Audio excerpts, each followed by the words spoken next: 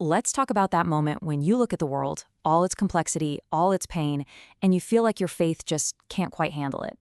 Today, we're diving into a really powerful framework that helps explain why that happens, and it offers a way to rebuild when it feels like everything is falling apart. I mean, this is the question, right? This is the heart of it. It's that jarring, deeply unsettling feeling when the world you actually live in doesn't match up with the world your faith has described to you. And check this out, the material we're looking at today has this incredible insight. It says these crises usually aren't about someone wanting to rebel against God. No, it's more like a collision between our real lived experiences and the set of spiritual tools we were given to understand them. So, okay, if it's not a failure of belief, then what is it? Well, this first section frames it as something else entirely, a failure of imagination. An imagination that's been shaped and maybe even limited by the theological frameworks we grew up with. Think about it. When someone goes through something truly traumatic, we're talking abuse, systemic injustice, just profound suffering, it can absolutely shatter their worldview. And if the way you understand God has no real category for that kind of active external evil, it creates this huge crack in your ability to trust the very God you believe in. So, what's causing this mismatch? Where does this gap come from? The analysis we're exploring today offers a pretty specific diagnosis for this problem, and it's a concept called flattened theology. Let's break down exactly what that means. Imagine trying to hike through a mountain range, but your map is just a flat piece of paper. That's kind of what flattened theology is. It gives you the basics, God's in control, people are responsible, but it erases all the complex, rugged spiritual terrain that the Bible actually talks about. And that leaves this massive and often really painful gap between the map you have and the world you're actually living in. And this comparison just lays it all out. On the one hand, you have the flattened view, which tends to make suffering an internal problem. If you're hurting, the assumption is, well, it must be because of your weak faith or some secret sin, or you're just not strong enough. But the argument here is that the Bible presents a totally different option, that suffering can come from the outside, from real active evil, from oppressive systems, and even from spiritual opposition. And the consequences of this are honestly devastating.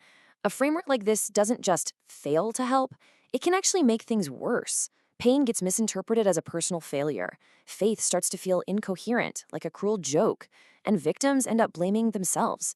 Your theology, the very thing that should bring healing, becomes just another source of trauma. Okay, so if that's the problem, what's the alternative? Well, the solution being proposed here isn't to invent some new thing.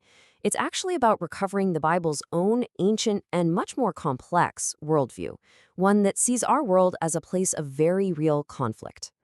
And this quote just hits so hard. This idea of a contested world, it's not some modern fringe idea. It is a foundational assumption woven through the entire biblical story. The authors didn't feel the need to argue for it because, for them, it was just reality. It's the water they swam in. And to make this a little more concrete, just look at the language the Bible itself uses. It is filled with all this talk of an unseen realm, populated by these different agents and authorities, some loyal to God and others in open rebellion. These aren't just presented as metaphors for our inner demons. They're presented as actual claims about how reality is structured. So this is the really crucial point. Recovering this worldview isn't about adding weird ideas to the Bible. It's about taking off our modern filters that try to flatten these ideas out and just letting the text speak for itself in all its ancient complexity. So, what happens when we start to see the world through this richer, more complex lens? You might be wondering, okay, so what? Well, as we're about to see, it changes pretty much everything. When you start to adopt this more complex worldview, it triggers at least 3 huge shifts in how you see reality.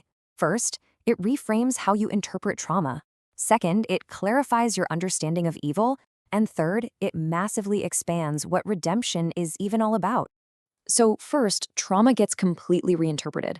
In a flattened system, if you're a victim of abuse, you might be left wondering if God is somehow on the side of your abuser, especially if they're in a position of power. But in this worldview, no way. God is reframed as the one who stands against evil, the one who vindicates the oppressed, not the one who enables the powerful. Second, evil gets clarified. It's not just some abstract idea or the absence of good. It's seen as a real, active force that is opposed to God's good purposes in the world. But, and this is so important, it's not ultimate. This isn't some cosmic battle between two equal powers. All rebellion is temporary, and its judgment is guaranteed. So all of this leads us to the final and maybe most crucial step in this whole journey. And that's moving beyond just deconstruction toward a courageous reconstruction of faith, with our eyes wide open to how complex the world really is. But let's be real. Seeing the world this way is not always easy. As the analysis points out, this new awareness can actually be super isolating. If you're in a community that's really invested in those simpler, flattened explanations, bringing up these ideas can be met with, well, let's just say not a lot of enthusiasm. Because the goal here isn't to trade one rigid system for another one. It's not about becoming some kind of expert who can diagnose the spiritual cause behind every single problem. No, it's about a faithful reconstruction, one that's anchored not in a new, complicated ideology, but in a deep allegiance to the character of God that we see in Jesus. And so we end with this question. What if a strong faith isn't one that has all the answers, the one that gets rid of all doubt? What if instead a truly strong faith is one that gives you a framework big enough and sturdy enough to hold your biggest questions, your deepest pains, and your most honest struggles without breaking? Now that is a thought worth wrestling with. Thanks for joining me.